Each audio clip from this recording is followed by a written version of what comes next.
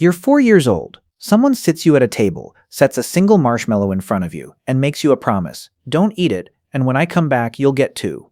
Then they leave you alone with it. For 50 years, we were told this one tiny moment could predict your whole future, your grades, your weight, whether you'd succeed, all riding on whether you could wait. The kids who held out were supposed to win at life.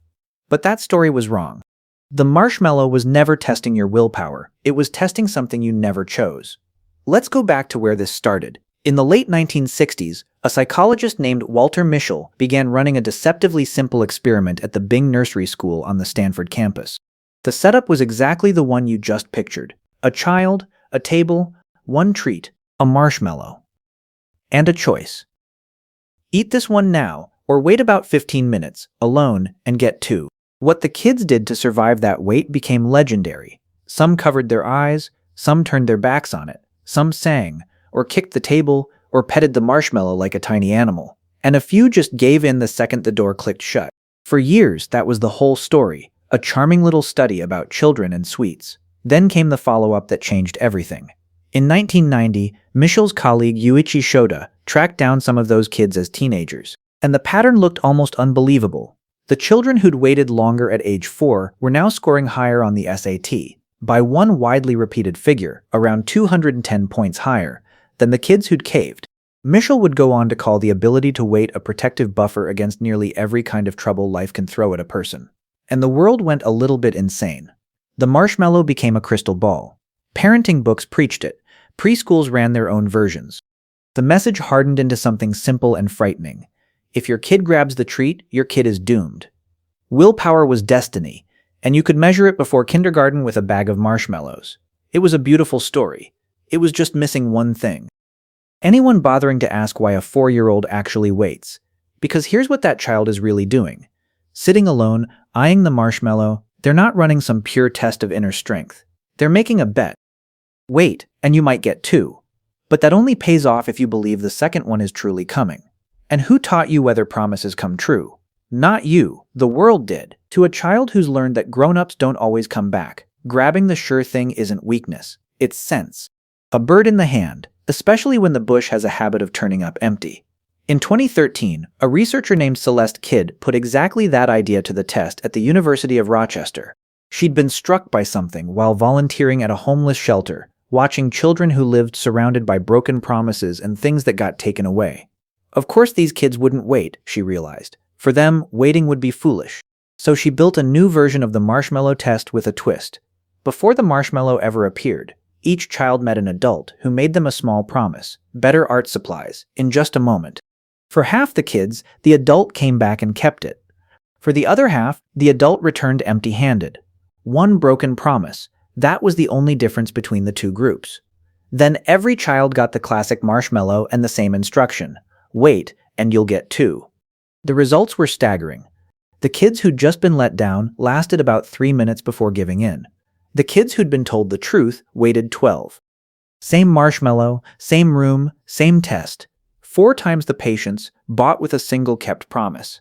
In the reliable group, 9 out of 14 children held out the entire 15 minutes. In the group that had been lied to, only 1 did. Read that again. You could turn a patient child into an impulsive one, or the reverse, in the space of a single afternoon, just by keeping or breaking one promise. The marshmallow wasn't measuring willpower. It was measuring whether the world had earned that child's trust. And if one broken promise could do that in an afternoon, imagine what a whole childhood of them could do. Which brings us to the study that finally cracked the legend open. In 2018, 3 researchers, Tyler Watts, Greg Duncan, and Duncan Quan, did something nobody had properly done in 50 years. They ran the marshmallow test on a large, diverse sample, roughly 10 times the size of the original, and they paid special attention to children whose mothers hadn't finished college. Then they didn't just ask whether waiting predicted success. They asked whether it still predicted anything once you accounted for the child's background, the family's income, the home life, what the kid already knew before they ever sat down at that table. The famous link didn't vanish, but it shriveled. Every extra minute a 4-year-old managed to wait bought them about 1/10 of a standard deviation in achievement at age 15. A real effect, but only about half the size of the original claim. And once the researchers controlled for family background, early cognitive ability, and the home environment, even that shrank by 2/3. Most of whatever survived came down to something almost silly. Whether the kid could hold out for the first 20 seconds. Not 15 disciplined minutes, 20 seconds. It turned out the original headline had rested on strikingly thin ground to begin with. Of the hundreds of children Mischel studied, fewer than 100 ever had their SAT scores tracked down. A legend the whole world believed, built on a classroom's worth of teenagers. Here's what all of it means in plain language. It was never really willpower predicting success. It was privilege, wearing willpower's clothes. A child from a stable, comfortable home waits longer because their entire life has taught them that waiting works. And then that same child tends to do better later, for 100 reasons that have nothing to do with a marshmallow. The test wasn't spotting future winners. It was quietly detecting who was already ahead. And the story kept unraveling. In 2024, some of the same researchers followed a group of these children all the way into adulthood and asked the obvious final question. Does the marshmallow test predict how your life actually turns out? Their answer, published in the journal Child Development, was blunt. It does not reliably predict adult functioning. The 4-year-old reaching for the treat tells you strikingly little about the 50-year-old they'll become. Now, to be fair, none of this means self-control is a myth. Waiting still counts for something small, and psychologists still argue heatedly about exactly how much. The point isn't that patience is worthless, it's that we took a modest, fragile finding and inflated it into a law of human destiny, and that law was never real. So what was the marshmallow test measuring all along? Not character, not some inner gift the lucky are born with and the rest are doomed without. It was measuring a question that lives entirely outside the child. Has the world so far kept its word to you? And that reframe changes everything, because it takes willpower down off its pedestal and hands it back to you. If patience isn't a fixed trait you either have or don't, but a reasonable response to whether waiting has ever paid off, then it isn't sealed at age 4. It can be built, it can be taught, it can be repaired, in a child and in yourself, by doing the one thing those unreliable adults never did: keeping the promise. Every time you tell yourself you'll do something and then actually do it, you're running a tiny marshmallow test and passing it.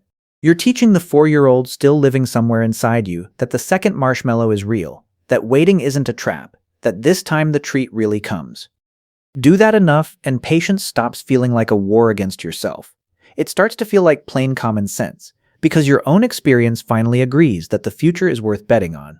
That's the part the crystal ball version got exactly backwards. Your discipline was never the cause. It was the receipt, proof of a world that had kept its promises to you. And the quietly hopeful thing is that you can start writing those receipts today, for a younger version of you that's still watching to see whether you'll come back. So the next time you're staring down something you want now against something better later, picture that single marshmallow sitting on the table. The only question that ever really mattered wasn't whether you were strong enough to wait. It was whether anyone had ever given you a reason to believe the second one would come.